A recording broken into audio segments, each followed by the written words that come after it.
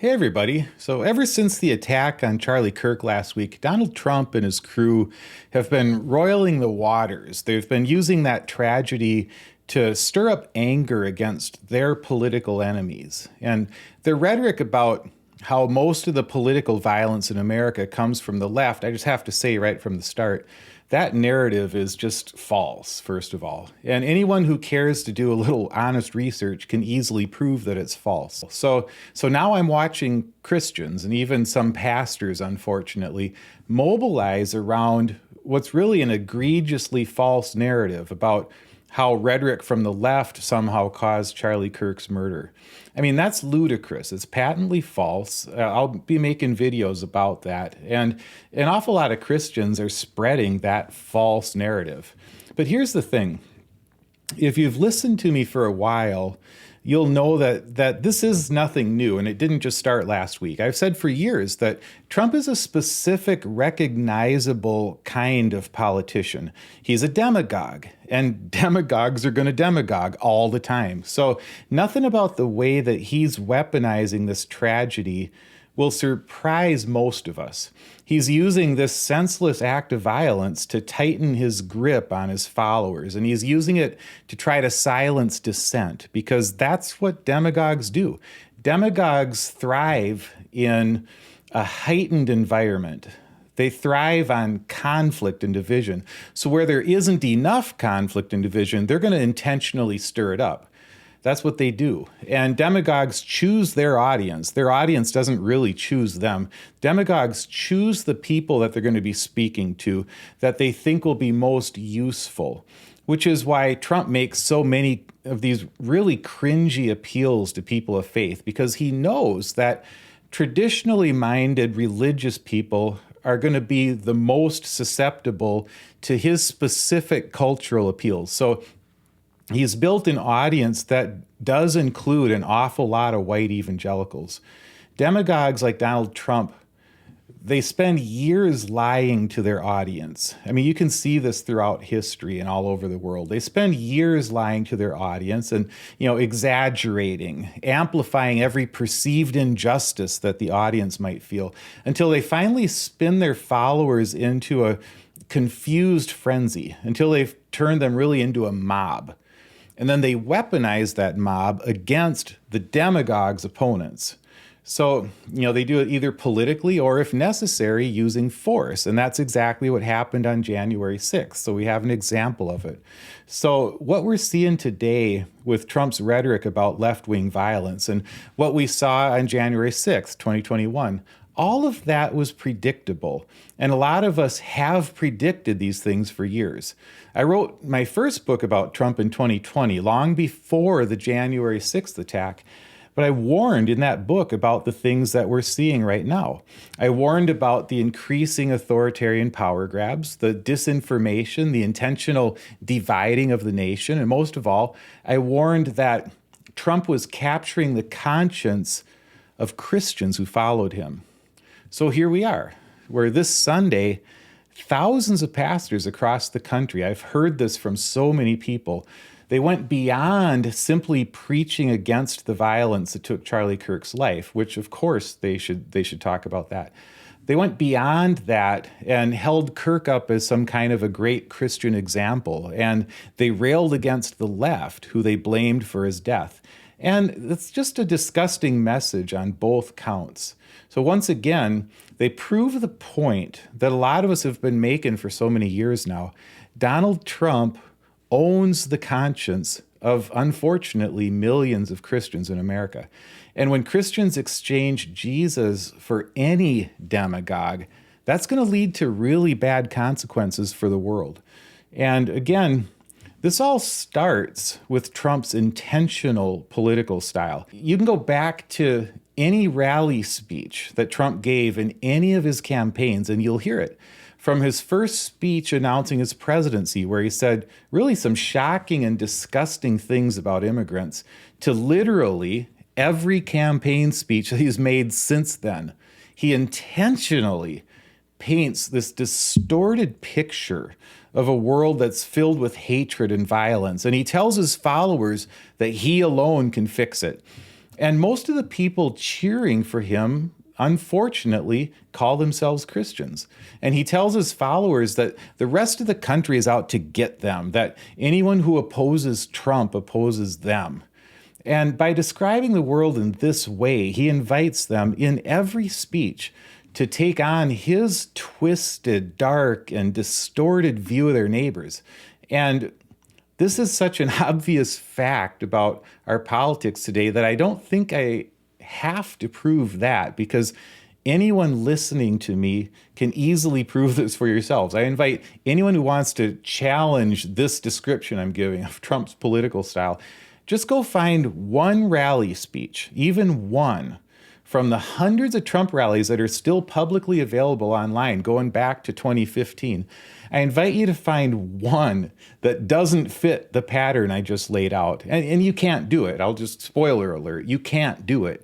Because what I just described, that's the very essence of Trump's political strategy. He just is politically, his strategy is he's a classic demagogue. That's what he is. And demagogues are going to demagogue all the time. So now he's sharing this narrative of political violence on the left. And the simple fact is that far more political violence has come from the right wing than the left in recent years. That hasn't always been true, but in recent years, that is true. And so I'm going to support that further in a future video. I'm going to do it carefully with facts and actual events. But today, I'm just laying a groundwork about, this is more about Trump's destructive role in this current environment. And I'm not saying any of this to excuse the left. I'm not on the left, except in the sense that I oppose Trump and his MAGA movement. So in this current environment, I guess that makes me a leftist. But also, I'm not going to deny that people on the left have committed political violence. Of course they have. You know, my basic belief about this stuff is that the more heated the rhetoric in the country, the more we will see this from all sides. And that's why I left the Republican Party when they made Trump president. And that's why I left the evangelical movement, because they fed the extremism and they voted for it in Jesus' name. And I can't be part of a movement that uses lies and demonization to stir up hatred against my neighbors. And the fact that many of them do it in Jesus' name makes it all the worse. So today, I'm not going to get into the various, for instance, lone wolf actors who've committed violence. And I won't today detail how they don't fit the narrative of supposed left-wing violence. They don't, but I'll do that in a later video. Today, I just want to mention once more the obvious major example of what Trump's rhetoric does to people. And I'm talking, of course, about the January 6th insurrection. I'm going to start with what Mitch McConnell said. January 6th was a disgrace. American citizens attacked their own government. They used terrorism to try to stop a specific piece of domestic business they did not like. Fellow Americans beat and bloodied our own police. They stormed the Senate floor. They tried to hunt down the Speaker of the House. They built a gallows and chanted about murdering the Vice President. They did this because they'd been fed wild falsehoods by the most powerful man on earth. Because he was angry he lost an election. Former President Trump's actions preceded the riot were a disgraceful dereliction of duty. There's no question, none, that President Trump is practically and morally responsible for provoking the events of the day. No question about it. The people who stormed this building believed they were acting on the wishes and instructions of their president. And having that belief was a foreseeable consequence of the growing crescendo of false statements, conspiracy theories, and reckless hyperbole which the defeated president kept shouting into the largest megaphone on planet Earth. And for about 5 minutes, the rest of the Republican Party agreed with them. For about 5 minutes, it seemed like Trump's political career was over. But Trump did what Trump does. He kept talking. He kept demagoguing because demagogues are going to demagogue. He kept repeating the lies until enough people believed him that then most of those Republicans who had been willing to state the obvious before started to backtrack and to soften their messaging against what Trump had done, until finally they even endorsed him for president again. And once they helped get him elected again, they stood by silently while he pardoned every one of those violent insurrectionists. So Mitch McConnell and many other Republicans at the time could state clearly what everyone knew, what everyone saw, that Donald Trump was the main voice for extremism in America. His incessant lies and demonization of his opponents were the main influence, the main message that created the environment for January 6th to happen. Donald Trump is most responsible right now for our extreme political environment. An environment that led to the greatest act of political violence in a generation in America, January 6th. Republicans stated it clearly at the time, and then they slowly started to back off until finally, step by step, they ended up supporting Trump's normalization of really a horrific act of political violence. So whether we want to face it or not, what I just described is reality. I'm describing what happened. I mean, we all saw it happen. And at one point in time, the Republicans admitted it, but here we are now, with most of them parroting false narratives now about left-wing rhetoric, which will soon, by the way, come to mean any strong criticism of Trump and his movement. So I'm calling BS on all of that right now, because here's the reality that somebody like myself faces. It's impossible, I've found, to come against an extreme movement without talking about their extremism. And talking about their extremism means a certain amount of rolling around in the mud with them. It just sounds divisive because I'm dealing with very divisive things that are being thrown out there and very false things that are being thrown out there. It's hard to talk about it without sounding divisive. So I could sit here then and only do what I have done for the past several days, which is to make appeals for people to act peaceably.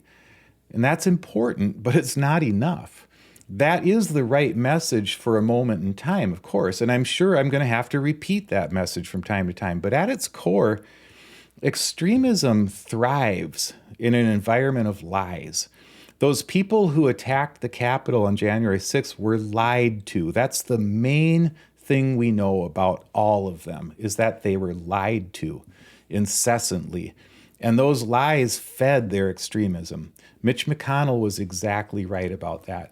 And we're never going to get to a place of peace if we don't confront the lies head on. So that's what I'm going to continue doing.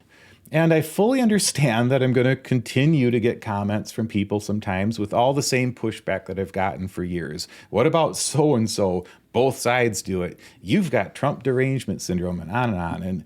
And my response to that is simply this. I just ask you to look at my track record. Read what I've written in my books. Listen to my videos. Everything that I've predicted has come to pass, not because I'm some genius, but like millions of other people, I'm simply living in the reality-based world. And over here, in the reality-based world, we're free to describe the world as it is. And I just want to gently ask any MAGA supporters who are listening to me, how many of the conspiracy theories that you've subscribed to over the years have come true?